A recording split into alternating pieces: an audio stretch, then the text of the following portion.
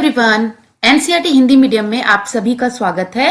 बच्चों, आज से हम अध्याय 10 पादपों में जैव प्रक्रम का अध्ययन करेंगे। तो चलिए अध्ययन प्रारंभ करते हैं।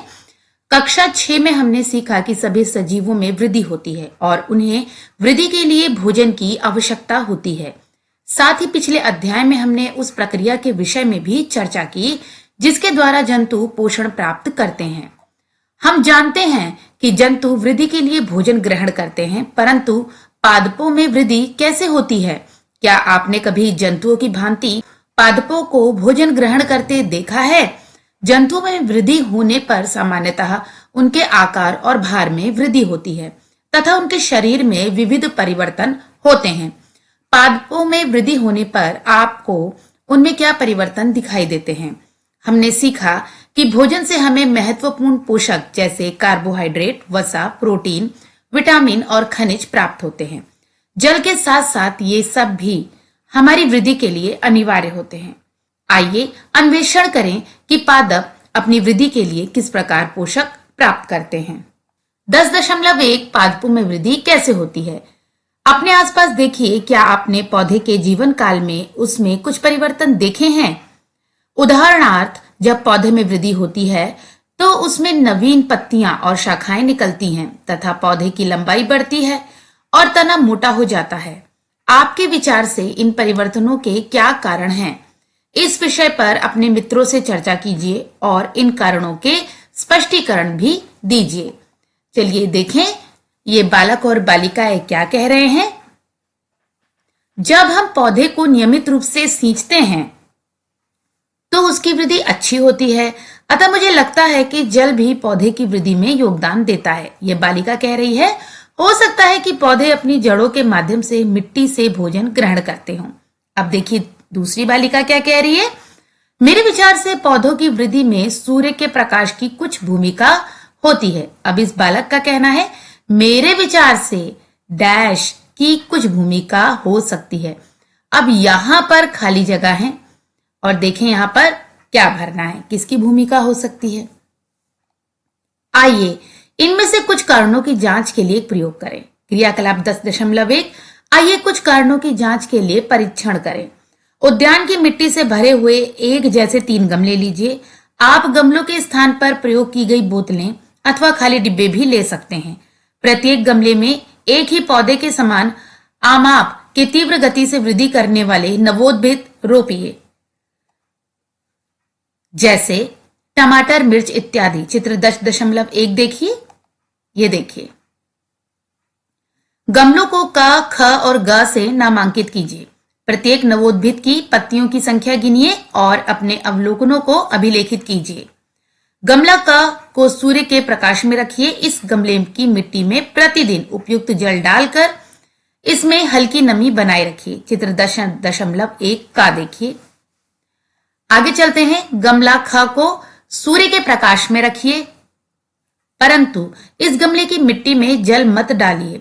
चित्र 10.1 ख की भांति। गमला ग को अंधेरे स्थान पर रखिए। इस गमले की मिट्टी में प्रतिदिन उपयुक्त मात्रा में जल डालकर इसमें हल्की नमी बनाए रखिए। चित्र 10.1 ग की भांति।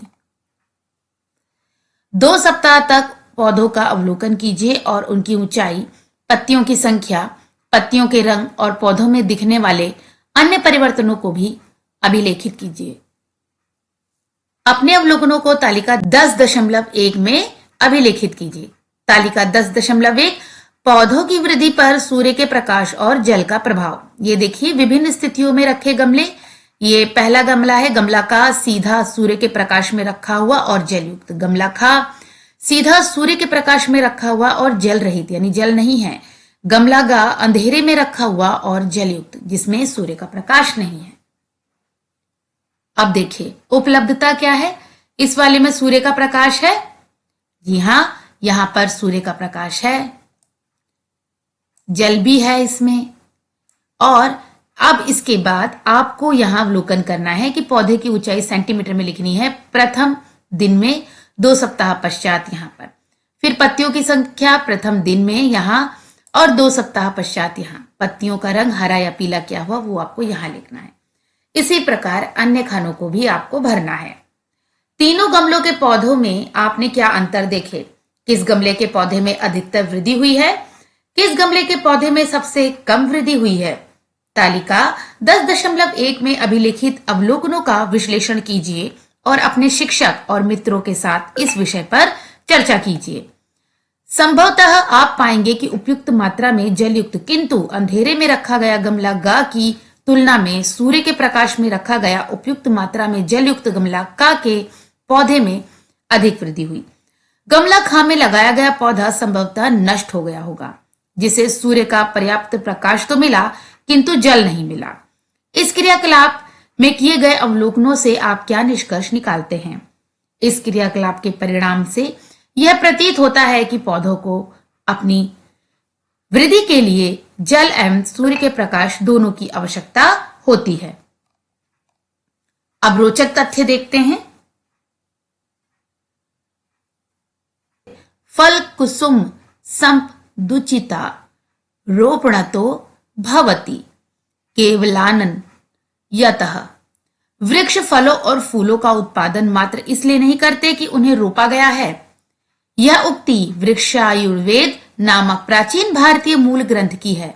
इसमें वृक्षों की वृद्धि, मृदा और कृषि पद्धतियों के विषय में उन उपयोगी अवलोकनों को अभिलेखित किया गया है जिनसे फसल उत्पादन को उन्नत करने में सहायता मिलती है। इस ग्रंथ में उपलब्ध जानकारी प्रायोगिक अनुभवों और लंबे समय में देखे गए प्रतिरूपों यानी पैटर्न पर आधारित प्रतीत होती है। इन विचारों को कृषि पद्धतियों के संबंध में मार्गदर्शन के लिए व्यवस्थित रूप से प्रलेखित किया गया था। उदाहरण के लिए इसमें जल, जौ, मूंग, उड़द और कुल्थी जैसे बीजों के मिश्रण से जैविक खाद तैयार करने के अनेक संदर्भ उपलब्ध हैं। 10.2 पादप अपनी वृद्धि हेतु भोजन कैसे प्राप्त करते हैं? हम जानते हैं कि जंतु अपने पोषण और वृद्धि के लिए प्रत्यक्ष रूप से पादपों को खाकर अथवा परोक्ष रूप से पौधे खाने वाले जंतुओं को खाकर पौधों पर निर्भर होते हैं।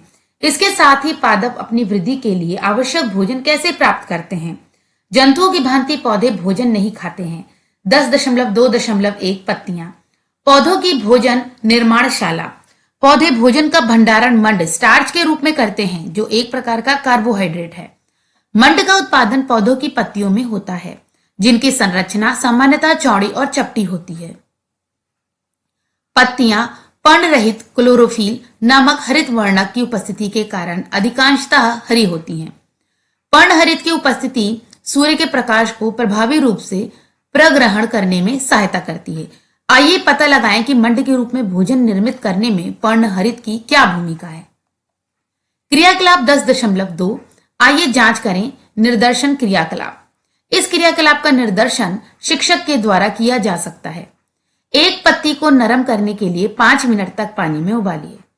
एक परिख नली में अल्कोहल लें और उसमें पत्ती को डुबाइए। उबलते हुए जल वाले बीकर में परख नली को रखिए। पत्ती के वर्णविहीन होने तक प्रतीक्षा कीजिए। चित्र 10.2 क की भांति। ये देखिए, ये परख नली है, ये पानी है, ये इसके अंदर बीकर के अंदर अल्कोहल है और उसके अंदर पत्ती है। यह तार है, देखिए ध्यान से, और ये जाली है यहां, और ये है स्प्रिट लैंप और उबालने का व्यवस्थापन। यह है आयोडीन परीक्षण। देखिए खामे किस प्रकार हो रहा है। चलिए आगे पढ़ते हैं। पत्ती को बाहर निकाल लीजिए और उसे एक प्लेट में रख दीजिए। देखिए इस प्रकार से, जैसे यहां रखा हुआ है प्लेट के अंदर, इसी प्रकार आपको रखना है। अब एक बिंदुपाती यानी ड्रॉपर की सहायता से वर्णविहीन पत्ती पर आयोडीन की तनुकृत विलयन की कुछ बूंदे डालिए। 10.2 ख की भांति। ये देखिए विलयन की कुछ बूंदे डाली जा रही हैं। कुछ मिनट प्रतीक्षा कीजिए और अवलोकन कीजिए। यदि पत्ती का वर्ण परिवर्तित होकर नीला काला हो जाता है तो यह पत्ती में मंड की उपस्थिति को इंगित करता है। अब देखिए इसमें सावधानी क्या है। अल्कोहल को कदापि ऊष्मा के स्रोत के पास नहीं रखें, क्योंकि यह अत्यधिक ज्वलनशील द्रव पदार्थ होता है और सरलता से आग पकड़ सकता है और जला सकता है। इसलिए बच्चों, इस क्रियाकलाप को किसी बड़े या अपने अध्यापक के निरीक्षण में ही करिए। क्या आपको आश्चर्य हुआ कि इस क्रियाकलाप के आरंभ में हमने पत्ती को वर्णविहीन क्यों किया? पत्ती के वर्णविहीन होने पर उसमें वर्ण परिवर्तन तथा मंड की उपस्थिति का अवलोकन स्पष्ट रूप से किया जा सकता है। क्रियाकलाप 10.1 में हमने सीखा कि पौधों की वृद्धि के लिए जल और सूर्य का प्रकाश अनिवार्य है।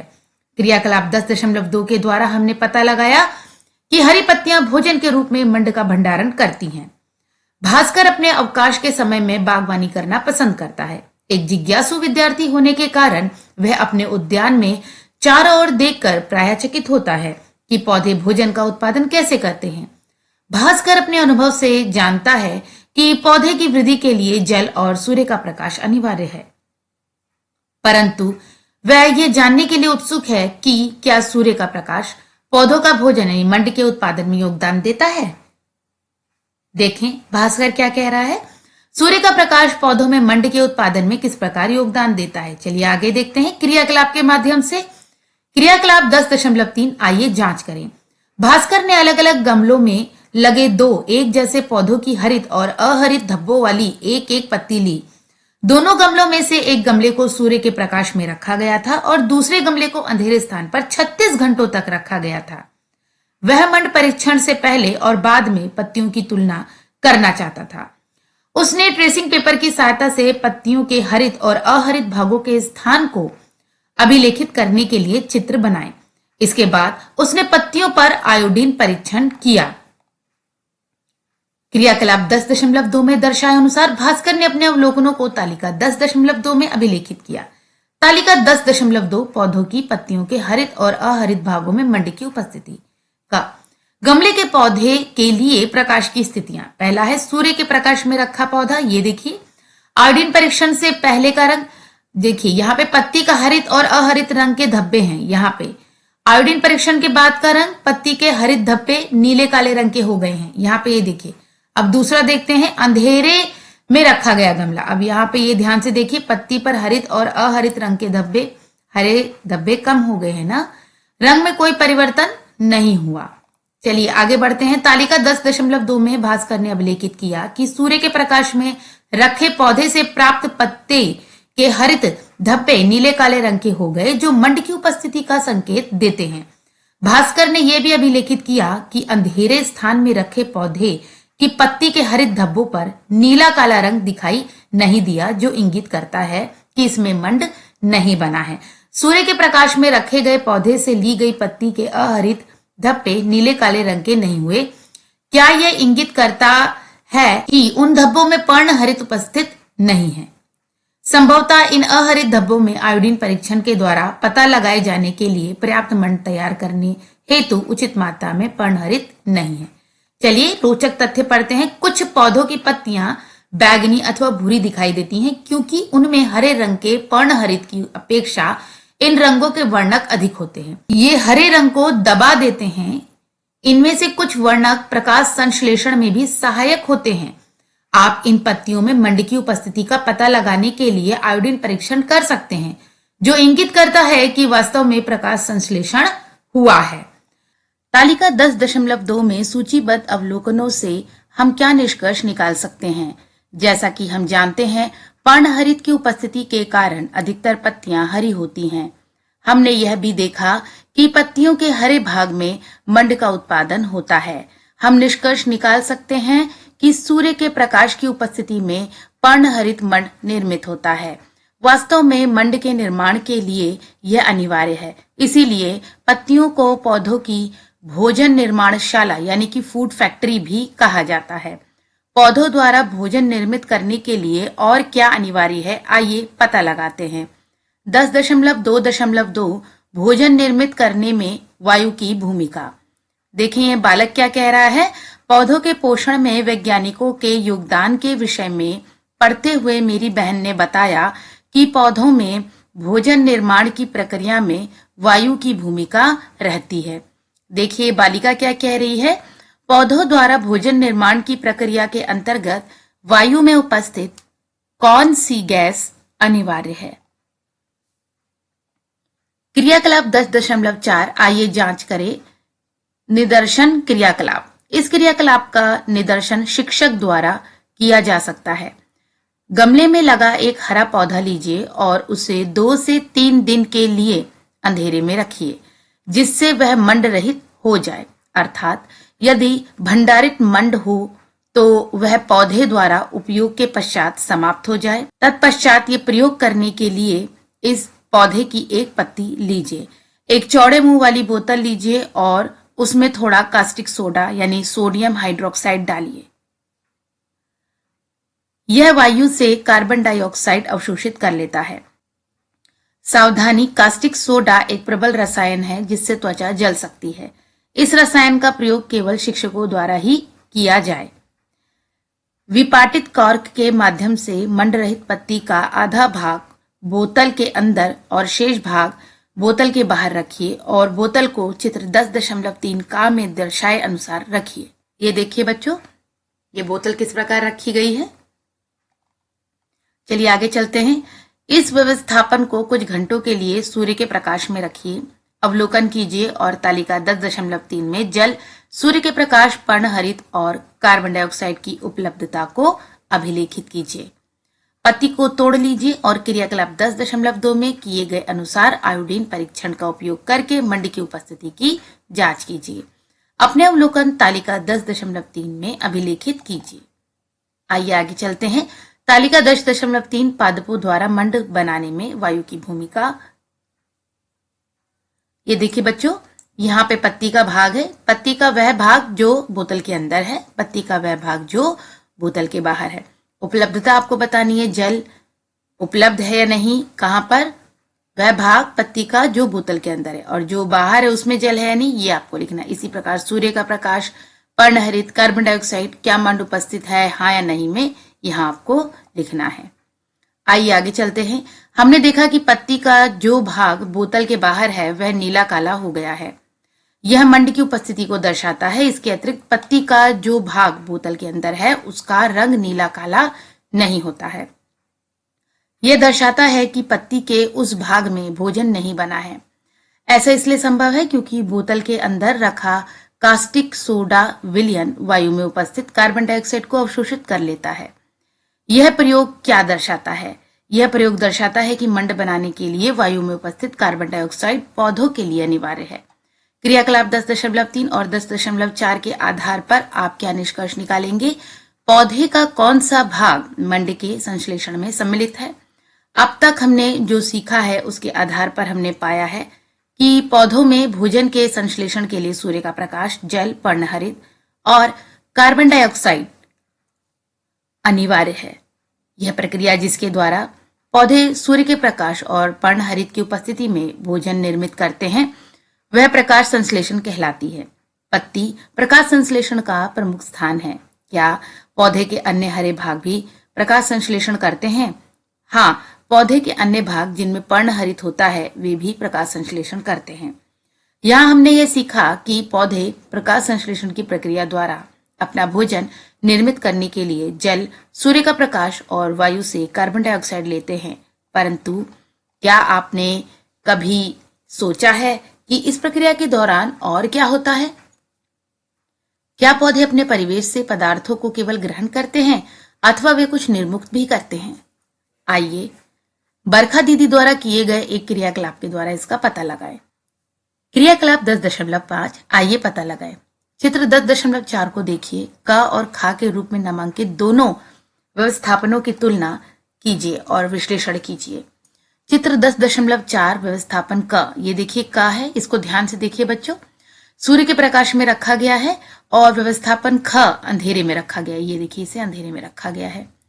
इन दोनों व्यवस्थापनों में आप क्या अंतर देखते हैं? क्या आप सूर्य के प्रकाश में रखे गए व्यवस्थापन क में उलट कर रखी परख नली से निकलते हुए वायु के बुलबुले देखते हैं? इस व्यवस्थापन में उत्पन्न गैस के कारण बुलबुले निकले और उलट कर रखी गई परख नली में एकत्रित हो गए। ये कौन सी गैस है? ये देखिए बालिका क्या कह रही है, अरे हाँ, मुझे याद है, मैंने विज्ञान प्रयोगशाला में खिड़की के पास सूर्य के प्रकाश में रखा हुआ ऐसा व्यवस्थापन देखा है। देखिए बालक क्या कह रहा है, जब उलटकर रखी गई परख नली में गैस एकत्रित हो गई तो बरखा दीदी ने परख नली के मुंह पर अपना अंगूठा रखकर उसे बंद कर दिया और परख नली को व्यवस्थापन से बाहर निकाल दिया। उन्होंने अपना अंगूठा हटाकर तत्काल एक जलती हुई तीली परख नली में डाली और तीली से तीव्र ज्वाला उत्पन्न हुई। देखिए बालिका क्या कह रही है, तब उन्होंने ये निष्कर्ष निकाला कि परख नली में एकत्रित गैस ऑक्सीजन से समृद्ध है। यह इंगित करता है कि प्रकाश संश्लेषण की प्रक्रिया के दौरान ऑक्सीजन निर्मुक्त होती है। यह इसे भी इंगित करता है कि प्रकाश संश्लेषण सूर्य के प्रकाश की उपस्थिति में संपन्न होता है। बरखा दीदी के प्रयोग के आधार पर हम निष्कर्ष निकाल सकते हैं कि प्रकाश संश्लेषण के दौरान ऑक्सीजन निर्मुक्त होती है। देखिए 10.2.3 प्रकाश संश्लेषण संक्षेप में हम जानते हैं कि प्रकाश संश्लेषण की प्रक्रिया के लिए जल, सूर्य का प्रकाश, पर्णहरित और वायु से कार्बन डाइऑक्साइड अनिवार्य है। ये देखिए चित्र 10.5 में ये सूर्य का प्रकाश है, ये पर्णहरित है, यहाँ कार्बन डाइऑक्साइड मिल रही है वायु से। देखिए ग्लूकोज, ऑक्सीजन। जल एवं खनिज लवण कहाँ से मिल रहे हैं? मृदा से, यानी कि मिट्टी से। प्रकाश संश्लेषण के दौरान भोजन एक सरल कार्बोहाइड्रेट यानी कि ग्लूकोज के रूप में उत्पादित होता है। ये ग्लूकोज न केवल ऊर्जा के तत्कालिक स्रोत के रूप में कार्य करता है, अपितु बाद में भंडारण हेतु मंड में रूपांतरित हो जाता है। प्रकाश संश्लेषण के लिए शब्द समीकरण नीचे दिया गया है। बच्चों ये देखिए समीकरण बहुत ही आसान है बच्चों, इसको ध्यान से देखिए। सबसे पहले तो देखिए कार्बन डाइऑक्साइड, ठीक है। पौधों को भोजन बनाने के लिए सर्वप्रथम कार्बन डाइऑक्साइड चाहिए और साथ में क्या चाहिए? जल। इसके साथ साथ बच्चों उन्हें सूर्य का प्रकाश चाहिए। जब सूर्य के प्रकाश की उपस्थिति में पर्णहरित, तब जाकर ग्लूकोज और ऑक्सीजन निर्मुक्त होती है। ग्लूकोज बनता है यानी जो कार्बोहाइड्रेट अभी आपको समझाया, और ऑक्सीजन निर्मुक्त होती है। यह इसका समीकरण है। आइए चलते हैं वैज्ञानिक परिचय देखने। विश्व भर में अनेक वैज्ञानिकों ने प्रकाश संश्लेषण को समझने में योगदान दिया है। भारत में रुस्तम होरमुसजी दस्तूर 1896 से 1961 तक रहे ये ने प्रकाश संश्लेषण की प्रक्रिया का अध्ययन किया था। वे एक पादप वैज्ञानिक थे और उन्होंने 1921 से 1935 तक रॉयल इंस्टीट्यूट ऑफ साइंस यानी बॉम्बे अब विज्ञान संस्थान मुंबई है ये के वनस्पति विज्ञान विभाग में विभागाध्यक्ष के रूप में कार्य किया। उन्होंने प्रकाश संश्लेषण की प्रक्रिया पर जल की मात्रा और तापमान के प्रभाव का अध्ययन किया। उन्होंने प्रकाश संश्लेषण की प्रक्रिया में जल, तापमान और प्रकाश के रंग के महत्व की भी जांच की। चलिए बच्चों आगे चलते हैं। 10.2.4 प्रकाश संश्लेषण के समय पत्तियां किस प्रकार गैसों का विनिमय करती हैं, देखते हैं। अब हम यह जानते हैं कि प्रकाश संश्लेषण के लिए कार्बन डाइऑक्साइड की आवश्यकता होती है और इस प्रक्रिया में ऑक्सीजन निर्मुक्त होती है। पौधे का कौन सा भाग कार्बन डाइऑक्साइड और ऑक्सीजन के विनिमय यानी आदान प्रदान में सहायता करता है? आइए एक क्रियाकलाप का संचालन करके ये समझें कि गैसों का विनिमय कहाँ होता है। क्रियाकलाप 10.6 आइए जांच करें। निदर्शन क्रियाकलाप। इस क्रियाकलाप का निदर्शन शिक्षक द्वारा किया जा सकता है। रोयो, मनी प्लांट, प्याज, गुड़हल, कोलियस जैसे किसी पौधे की अथवा किसी घास की एक पत्ती लीजिए। जल से भरे एक बीकर में इसे रखिए। सावधानी से पत्ती की निचली सतह से एक पतली परत को निकालिए। वॉच गिलास में जल लें और उसमें इस परत को रखिए। अब एक कांच की स्लाइड लीजिए और उस पर सावधानी से पानी की एक बूंद डालिए। पत्ती की परत को चिमटी की सहायता से वॉच गिलास से निकालकर स्लाइड पर रखिए। पत्ती की पतली परत पर बिंदु पाती यानी ड्रॉपर की सहायता से स्याही की एक बूंद डालिए। परत को कवर स्लिप से ढककर सूक्ष्मदर्शी में स्लाइड का अवलोकन कीजिए। आपने क्या देखा? क्या आपको इस पत्ती परत पर सूक्ष्म छिद्र दिखाई दिए? जैसा कि चित्र 10.6 में दर्शाया गया है, इन छिद्रों को रंध्र कहते हैं। पत्ती की सतह पर उपस्थित रंध्र गैसों के विनिमय में सहायता करते हैं। 10.3 पादपों में परिवहन। 10.3.1 जल और खनिजों का परिवहन। सभी सजीवों को वृद्धि के लिए जल की आवश्यकता होती है। पौधे प्रकाश संश्लेषण की प्रक्रिया में जल का उपयोग करते हैं। पौधे अपनी जड़ों से जल के साथ साथ मृदा में उपस्थित खनिजों को भी ग्रहण करते हैं। खनिज पौधों की वृद्धि के लिए प्रमुख पोषक है। जड़ों द्वारा ग्रहण किए जाने वाले जल और खनिज पौधे के सभी भागों में कैसे परिवहन करते हैं? हम एक क्रियाकलाप द्वारा पौधे में जल के परिवहन का अध्ययन कर सकते हैं। इस क्रियाकलाप के लिए हमें 2 कांच के गिलास, थोड़ा सा जल, लाल स्याही और एक जैसे कोमल पौधों की ऐसी 2 टहनियों की आवश्यकता होगी जिनमें सफेद रंग के फूल हों, जैसे सफेद सदाबहार, गुलमेहंदी इत्यादि। जैसा कि चित्र 10.7 में दर्शाया गया है। क्रियाकलाप 10.7 आइए प्रयोग करें। 2 गिलास लीजिए और उन्हें क और ख से नामांकित कीजिए। प्रत्येक गिलास को पानी से 1/3 भर लीजिए। गिलास ख में लाल स्याही की कुछ बूंदें डालिए। पौधों के तनों को उनके आधार से तिर्यक रूप से काटिए और तत्काल प्रत्येक गिलास में एक एक पौधा रख दीजिए, जैसा कि चित्र 10.7 का और चित्र 10.7 ख में दर्शाया गया है। ये देखिए बच्चों, ये क है 10.7 का और ये ख है। चलिए आगे चलते हैं। अगले दिन इन पौधों का अवलोकन कीजिए। आपने क्या देखा? दोनों गिलासों में रखे पौधों की तुलना कीजिए। क्या आपको गिलास ख में रखे पौधे के तने, पत्तियों और फूल में लाल रंग दिखाई दिया? चित्र 10.7 ग और चित्र 10.7 घ में एक दिन के बाद के पौधों को दर्शाया गया है। ये देखिए बच्चों, पौधों को दर्शाया गया है। ग में वैसे ही है, लेकिन घ में जिसमें कि ये रंग युक्त जल है, इसमें देखिए पौधे में भी रंग आ गया है। चित्र 10.7 ग के पौधे की चित्र 10.7 घ के पौधे से तुलना कीजिए। चित्र 10.7 घ में पौधे के तने, पत्तियों और फूलों में लाल रंग दिखाई देता है। पौधे के विभिन्न भागों ने किस प्रकार इस लाल रंग को अर्जित किया? पौधे के तने के ऊपरी भाग को काटिए जो लाल रंग के पानी में डूबा हुआ नहीं है।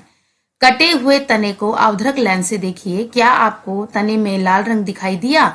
चित्र 10.7 अंगा लाल रंग की स्याही कैसे ऊपर की ओर परिवहन करती है?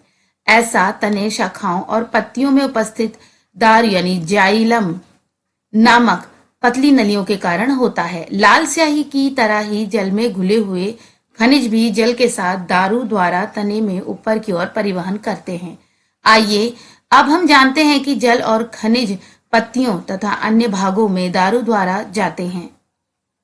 चित्र 10.8 दारू द्वारा परिवहन करने वाले जल का उपयोग अनेक प्रकारों को संपन्न करने में किया जाता है। पौधे के अन्य भागों में भोजन का परिवहन कैसे होता है? 10.3.2 भोजन का परिवहन। हम जानते हैं कि प्रकाश संश्लेषण का प्रमुख स्थल पत्तियां हैं। पौधों द्वारा पत्तियों में निर्मित भोजन को पौधे के सभी भागों में ले जाया जाता है। इस भोजन का परिवहन पतली नली जैसी संरचनाओं के एक अन्य समूह द्वारा होता है, जिन्हें पोषवा यानी कि फ्लोएम कहते हैं। चित्र 10.8 परिवहित भोजन पौधे के अन्य भागों जैसे कि बीज और जड़ों में भी भंडारित हो सकता है। 10.7 क्या पौधे श्वसन करते हैं?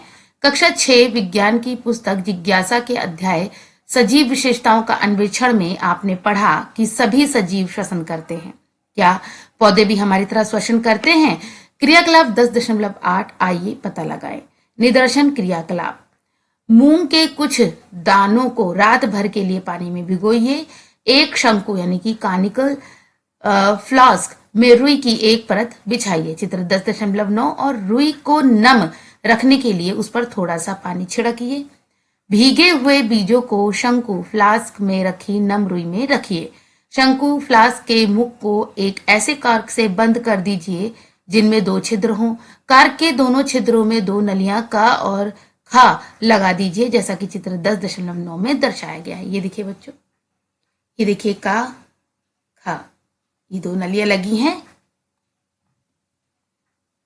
इसे 24 घंटे के लिए अंधेरे में ही रखा रहने दीजिए। 2 परख नलियां लीजिए और उनमें चूने का पानी भर दीजिए।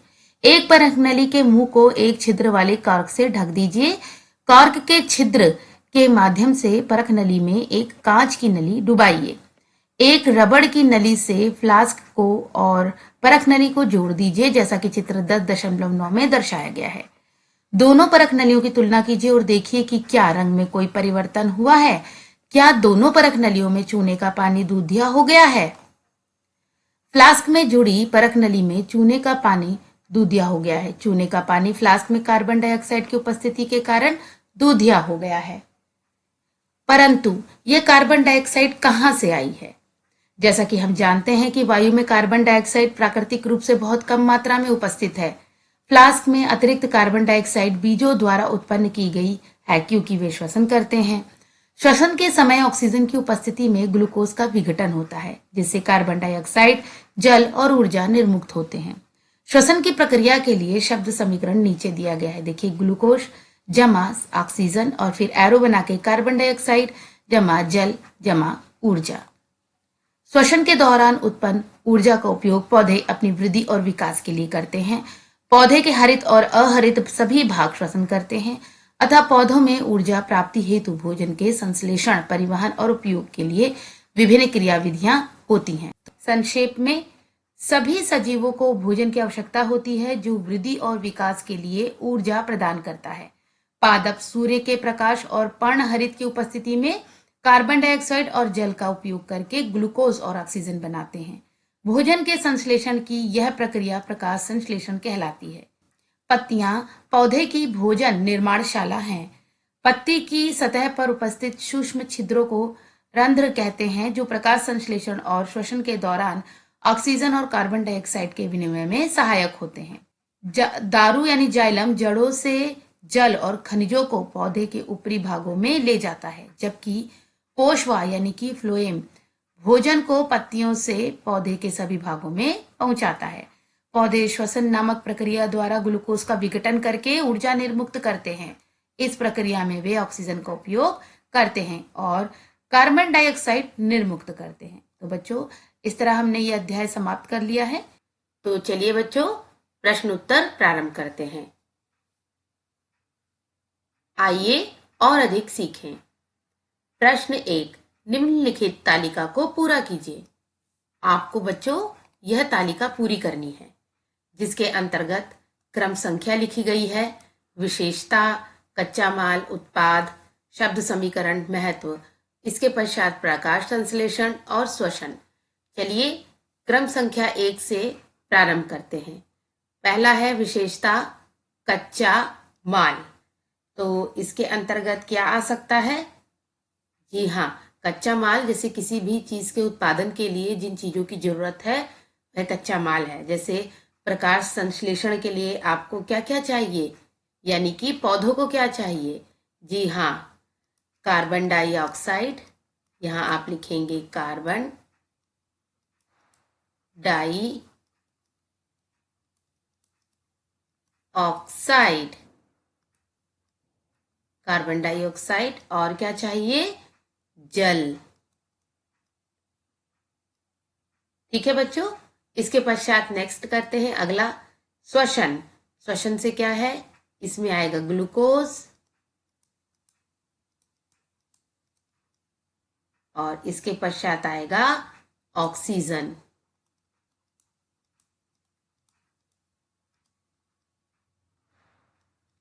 आइए नंबर 2 करते हैं, उत्पाद। उत्पाद में क्या आएगा? प्रकाश संश्लेषण से क्या उत्पादित हुआ है? ग्लूकोज, ग्लूकोज और दूसरा क्या है? ऑक्सीजन। यहां आप लिखेंगे ऑक्सीजन।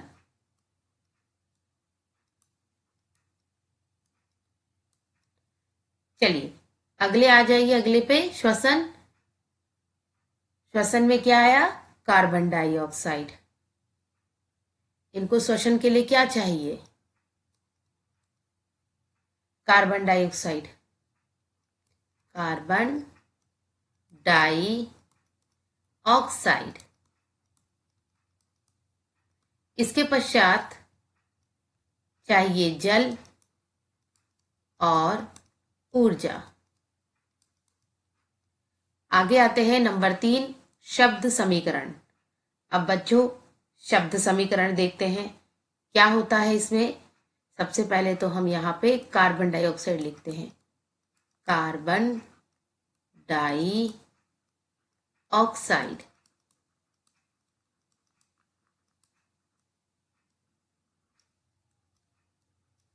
ठीक है, जमा जल और फिर इससे क्या होता है? ग्लूकोज उत्पादित होता है, ग्लूकोज।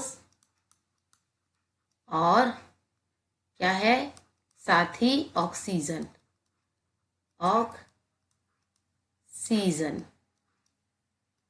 ठीक है बच्चों, अब यहां जाइए, श्वसन में क्या आएगा? ग्लूकोज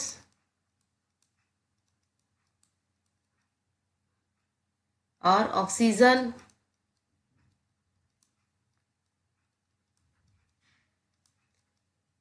ऑक्सीजन, इसके पश्चात एरो डालिए,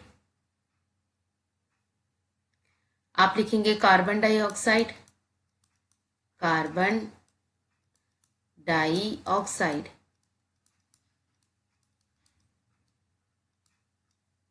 कार्बन डाइऑक्साइड, और फिर जल, और फिर ऊर्जा। ये जमा का चिन्ह है, आप यहाँ पे छोटा सा ऊर्जा लिख दीजिए, ऊर्जा। ठीक है बच्चों, अब नंबर 4 पे आइए, महत्व। महत्व में क्या है? इसमें आएगा भोजन का निर्माण। इसका क्या महत्व है? भोजन का निर्माण। ठीक है, तत्पश्चात ऊर्जा है, इसके पश्चात यही लिखना है, ऊर्जा प्रदान करना। चलिए, ये हो गया। आगे आते हैं श्वसन वाले पे। इसमें क्या आएगा? ऊर्जा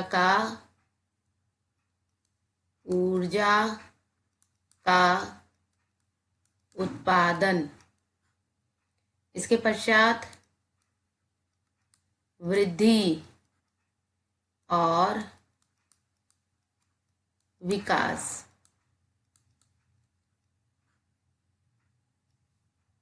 के लिए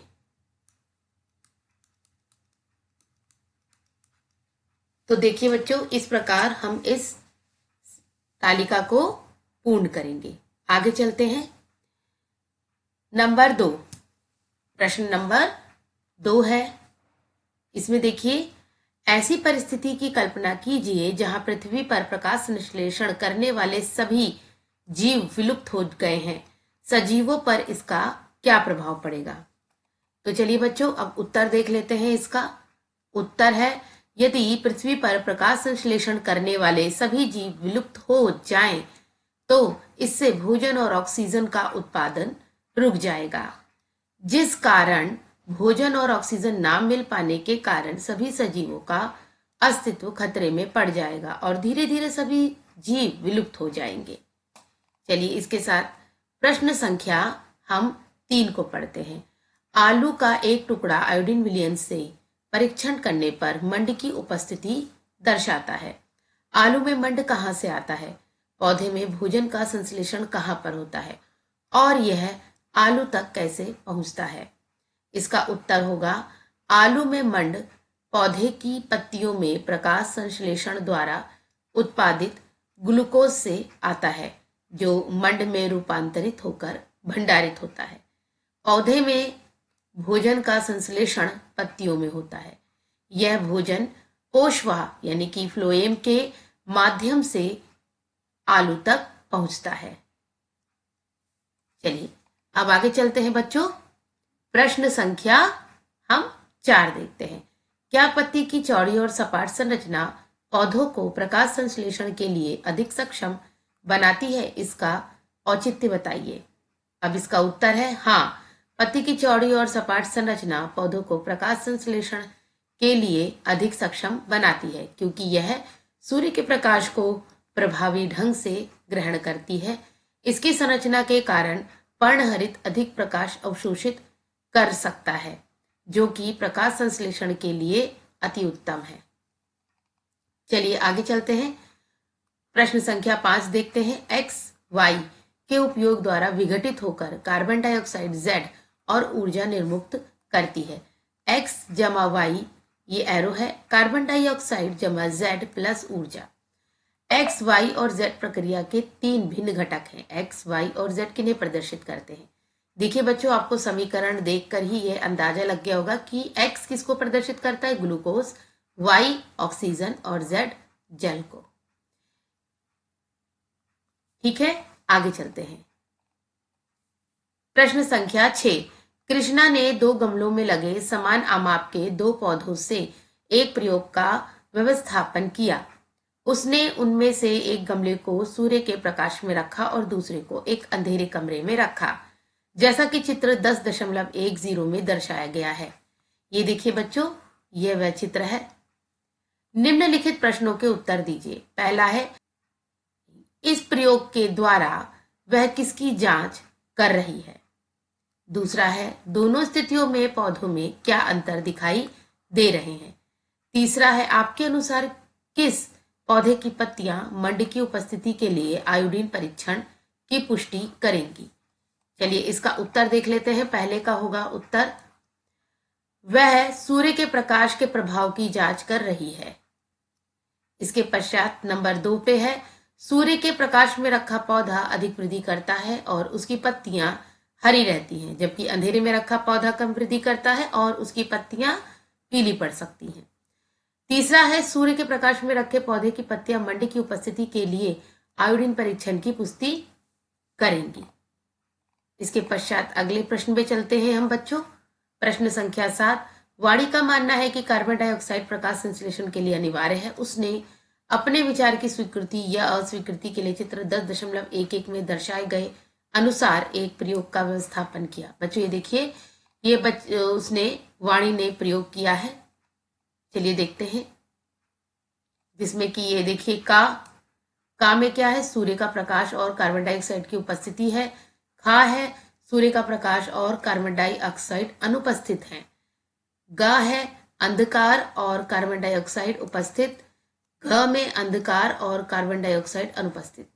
चित्र 10.11 गमले में लगे पर्याप्त जलयुक्त पौधों को प्रदिष्ट स्थितियों में रखा गया है।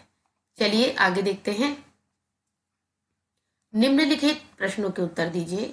नंबर 1 है, उपयुक्त व्यवस्थापनों के किन पौधों में मंड बनेगा। दूसरा है, उपयुक्त व्यवस्थापनों के किन पौधों में मंड नहीं बनेगा। तीसरा है, उपयुक्त व्यवस्थापनों के किन पौधों में ऑक्सीजन उत्पन्न होगी। चौथा है, उपयुक्त व्यवस्थापन के किस पौधे में ऑक्सीजन उत्पन्न नहीं होगी। तो चलिए आगे उत्तर देखते हैं। नंबर 1, बोतल के बाहर रखे पौधे के भाग में मंड बनेगा। नंबर 2, बोतल के अंदर रखे पौधे के भाग में मंड नहीं बनेगा। नंबर 3, बोतल के बाहर रखे पौधे के भाग में ऑक्सीजन उत्पन्न होगी। नंबर 4 का उत्तर है, बोतल के अंदर रखे पौधे के भाग में ऑक्सीजन उत्पन्न नहीं होगी। चलिए अगला प्रश्न देखते हैं। प्रश्न संख्या 8 है ये। अनन्या ने 4 परखनलियां ली और प्रत्येक परखनली को पानी से 3/4 भर लिया। उसने उन्हें क ख ग घ नामांकित किया। चित्र 10.12 परखनली क में उसने घोंघे को रखा। परखनली ख में उसने जलीय पौधे को रखा। परखनली ग में उसने घोंघे और पौधे दोनों को रखा। परखनली घ में केवल जल रखा। अनन्या ने सभी परखनलियों में कार्बन डाइऑक्साइड सूचक डाला। उसने जल के आरंभिक रंग को अभिलेखित किया और 2-3 घंटे बाद पुनः देखा कि क्या परखनलियों के रंग में कोई परिवर्तन हुआ है। आपके विचार से वह क्या पता करना चाहती है, उसे कैसा पता चलेगा कि वह सही है। तो बच्चों ये देखिए, ये परखनलियां हैं। पहले में का में घोंघा है, जल है। दूसरे में ये देखिए जलीय पौधा है, जल है। इसमें जल के साथ घोंघा और पौधा दोनों है और यह बिल्कुल प्लेन जल है जिसके अंदर कुछ नहीं है। चलिए उत्तर यह है कि अनन्या यह पता करना चाहती है कि प्रकाश संश्लेषण और श्वसन के दौरान कार्बन डाइऑक्साइड का उत्पादन और उपयोग कैसे होता है। उसे यह पता लगेगा कि परखनली क में चूने का पानी दूधिया हो जाएगा, क्योंकि घोंघा श्वसन के दौरान कार्बन डाइऑक्साइड निर्मुक्त करता है। परखनली ख में कोई परिवर्तन नहीं होगा या कम होगा, क्योंकि जलीय पौधे प्रकाश संश्लेषण में कार्बन डाइऑक्साइड का उपयोग करते हैं। परखनली ग में भी रंग में कम परिवर्तन होगा, क्योंकि घोंघे द्वारा निर्मुक्त कार्बन डाइऑक्साइड का उपयोग पौधा करता है। परखनली घ में कोई परिवर्तन नहीं होगा, क्योंकि इसमें कोई जीव नहीं है। चलिए अगले प्रश्न की ओर चलते हैं। प्रश्न 9, पौधों में जल परिवहन गर्म स्थिति में अधिक तीव्र गति से होता है या ठंडी स्थिति में। इसके अवलोकन के लिए एक प्रयोग अभिकल्पित कीजिए। चलिए उत्तर ये देखिए, ये प्रयोग है। एक पौधे की 2 टहनियां लें और इन्हें 2 अलग अलग गिलासों में रखें। इन गिलासों में लाल स्याही मिलाकर जल डालें। ठीक है, यहाँ पर आप लाल स्याही मिला भी लिख सकते हैं या मिलाकर भी लिख सकते हैं। तो लाल स्याही मिला जल डालें। एक गिलास को गर्म जगह और दूसरे को ठंडी जगह पर रखें। 24 घंटे बाद इनका अवलोकन करें। हम पाएंगे कि गर्म जगह में रखी टहनी में लाल रंग अधिक तेजी से ऊपर तक पहुंचा है, जबकि ठंडी जगह में रखी टहनी में ऐसा नहीं है, जो दर्शाता है कि जल परिवहन गर्म स्थिति में अधिक तीव्र गति से होता है। चलिए बच्चों, अंतिम प्रश्न पे चलते हैं। प्रश्न संख्या 10, प्रकाश संश्लेषण और श्वसन प्रकृति में संतुलन बनाए रखने के लिए अनिवार्य है, चर्चा कीजिए। उत्तर, प्रकाश संश्लेषण और श्वसन प्रकृति में संतुलन बनाए रखते हैं, क्योंकि प्रकाश संश्लेषण में पौधे कार्बन डाइऑक्साइड ग्रहण करते हैं और ऑक्सीजन निर्मुक्त करते हैं, जो श्वसन के लिए आवश्यक है। श्वसन में सजीव ऑक्सीजन ग्रहण करते हैं और कार्बन डाइऑक्साइड निर्मुक्त करते हैं, जो प्रकाश संश्लेषण के लिए आवश्यक है।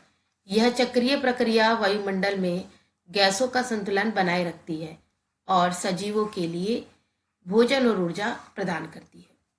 तो बच्चों, इस प्रकार हमने प्रश्न उत्तरों पर चर्चा कर ली है। मिलते हैं नेक्स्ट वीडियो में। Goodbye everyone.